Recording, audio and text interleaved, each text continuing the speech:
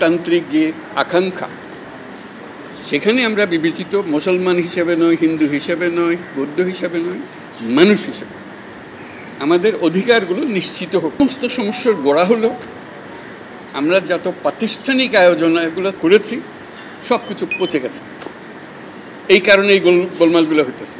কাজে আমরা প্রাতিষ্ঠানিক আয়োজনগুলোকে ঠিক করতে হবে। যে ন্যায় বিচার হলে কে বিচার পাবেন আমারে বলেন?